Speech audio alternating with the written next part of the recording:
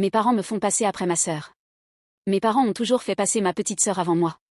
Ce n'était jamais assumé clairement, mais je l'ai compris très tôt, à force de petits détails accumulés au fil des années. Ce jour-là, j'avais pris mon courage à deux mains pour leur demander de l'argent, car j'en avais vraiment besoin. Dès que j'ai posé la question, j'ai senti un malaise s'installer. Les regards se sont fuyants, personne n'osait répondre. Ma sœur a fini par prendre la parole. D'un ton presque banal, elle a dit. J'ai utilisé l'argent de ton épargne pour mon permis et pour préparer mes études. Elle a ajouté un désolé maladroit face à mon regard glacial, comme si ce simple mot pouvait réparer ce qu'elle venait d'avouer.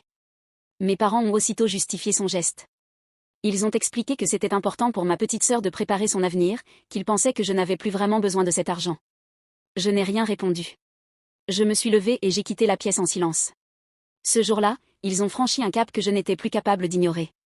Après cet épisode, l'ambiance est devenue pesante à la maison. Les repas se faisaient dans le silence, les discussions s'arrêtaient quand j'entrais dans une pièce. Mes parents ont essayé de s'expliquer plusieurs fois, mais je n'y étais pas prête. À chaque tentative, j'avais l'impression qu'ils cherchaient surtout à se déculpabiliser. Alors je passais le plus de temps possible dehors, je rentrais tard, je me sentais étrangère chez moi. Un soir, j'ai surpris une conversation entre mes parents. Ils parlaient de ma sœur, encore. De ce qu'ils allaient faire pour l'aider davantage, de l'argent qu'ils allaient lui mettre de côté. À aucun moment ils ne se sont demandé comment j'allais, ni ce que je ressentais. À cet instant, j'ai compris que rien ne changerait. Le lendemain matin, j'ai fait mes cartons. Quand je leur ai annoncé que je partais, ils ont été choqués, presque offensés. Ils m'ont demandé pourquoi je réagissais aussi violemment. Je leur ai simplement répondu que j'étais fatiguée de passer après quelqu'un d'autre. Ma sœur est restée silencieuse, incapable de me regarder.